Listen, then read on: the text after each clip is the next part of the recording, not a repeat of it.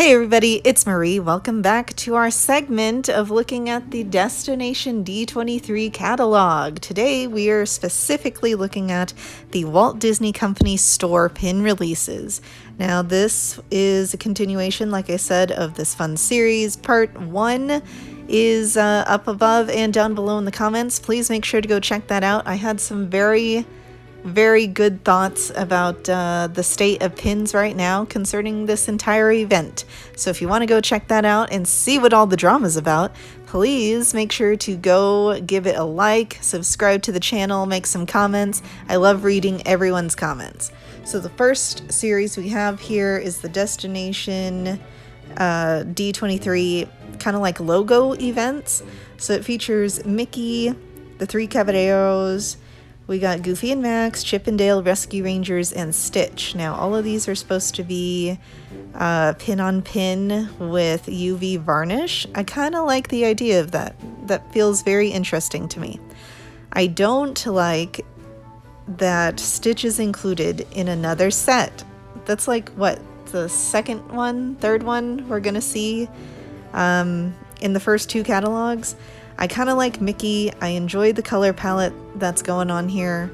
The variety of characters is interesting. Goofy and Max kind of makes sense because, you know, they have a road trip throughout the movie. Chip and Dale, Rescue Rangers, they do travel a lot to go help other characters or children in the show. So I guess that one kind of makes sense. They have a flying mode of transportation. Three Caballeros, it makes sense because we're talking about celebrating Latin American stories. Stitch, they did it just because they needed to have something popular on the catalog. That's what it feels like. I would rate the first set of pins probably a 3 out of 5 Mickey heads for that one. Celebrating Latin American stories. This is a 3D sculpted face for the three Caballeros, which is very interesting because I usually don't like sculpted pins, but the color palette intrigues me enough to where I'd want to see it in person. I think I'm going to give that one also a 3 out of 5 Mickey heads. That's just a really interesting design, very colorful, and I'm happy that they included pins that would celebrate that movie or that short, because I was correct in saying that there was an Adorbs release attached to the Three Caballeros as well. It's very fun. Moving on to more of the celebrating Latin American stories, it deep dives into other characters that I thought were going to be featured in that Adorbs set, because I thought it was going to be like Sleepy Hollow and Ichabod. No, you know what I'm talking about. Mr. Toad and Ichabod Crane. That's what I thought the mystery box was going to look like, not just a set of Adorbs. So the first couple pins here, or the pins we see here, are all of the other characters that I thought were going to be in the set. So we have the Aracuan bird. You know what? Somebody phonetically tell me how to say that in the comments, okay? We have Pablo, the cold-blooded penguin. That one's fun. He's chillin'. We have the flying Guachito. That's the flying little donkey guy. I've only ever seen this like once, and I've been on the ride once. So if I'm mispronouncing something, I do apologize. And then we have Pedro, the male plane.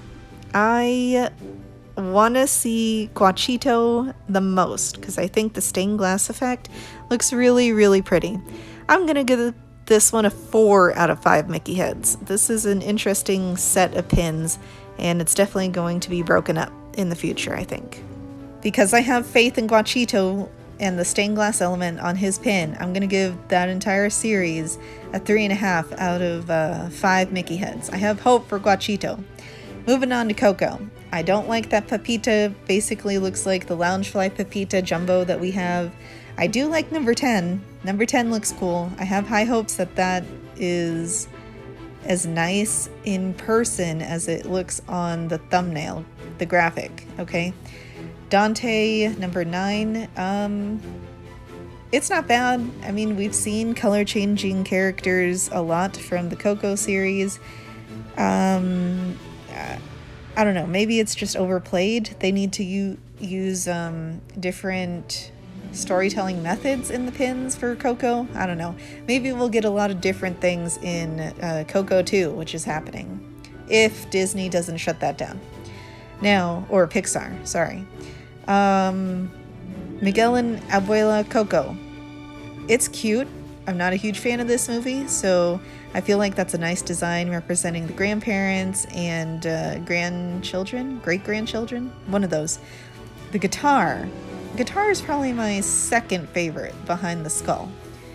There's a lot of different elements on here. I really hope that this pin looks better in person than I'm expecting.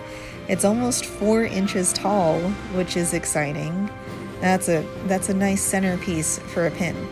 And then we have Imelda Rivera. She's got a lot of different colorful elements in the background. I have high hopes that that pin is going to look pretty too. So the Coco set, I would probably give that one a 3.5 out of 5 Mickey heads. Moving on to Encanto, the Casita pin set. Looks very colorful. I know people are going to break this up. This looks huge. It says 8 3/4 inch by 8 for the box, 2 by 2 inch pins for everything inside. It's very colorful. It has the entire family for once, so I'm going to give that one a 4 out of 5 Mickey heads. Moving on to the tiles. It looks exactly like the tiles that I released as a mystery box for D23 last year. I don't appreciate that because to me that's just lazy art, lazy design work. I don't like that. I like when artists are given the chance to do something really, really different with their designs. But you know what? I'm just glad it's not the doors again, because if we got another flippin' set with the doors, I probably would have lost my mind. So the tiles, you get a 3 out of 5 Mickey heads for individuality. And then previously released pins. The Color Shades of Magic, the leftovers, you get a chance to get those at retail if you're going. Good luck. They have some interesting characters left. I had a strong feeling that the fairies from the Tinkerbell movies and series was not going to do well. They were not going to do well. Just because nobody really collects them anymore. And then you have a couple of other ones that I'm actually kind of surprised stuck around. I thought for sure Tuk Tuk was going to be taken immediately, so that's surprising. And then also previously released, we have the Villains Darkness series. I didn't like those. They look super dark for me and not sculpted greatly when I see them in pictures, but you know, if you were a fan of Jafar and the Snake Jafar, like Meg, you might enjoy the series. And then the fairy tale cameos. I don't like the set whatsoever. I don't really love like that sculpted jewelry look, and you know, it's not my taste, but if you want them at a retail value, go ahead, go for it. I hope you get them. Best of luck to you. That is all my thoughts on the catalog, everyone. At least for this section of the catalog, I should say. The Walt Disney Company store had some surprising elements in here. I'm glad that they kind of stuck with a theme for the most part, Latin American stories. And what do you think of the catalog? Let me know down below. Make sure to go check out the first catalog, the first video. Next week, we will be wrapping up this series with the third catalog, which happens to be the Disney Studio Store Hollywood pin sets. And I have some big thoughts in there, so make sure to stick around. Subscribe to the channel if you're not already. I would greatly appreciate it if you give this video a thumbs up. And we'll see you next time, Pin Pals. Thanks for sticking around today. Bye!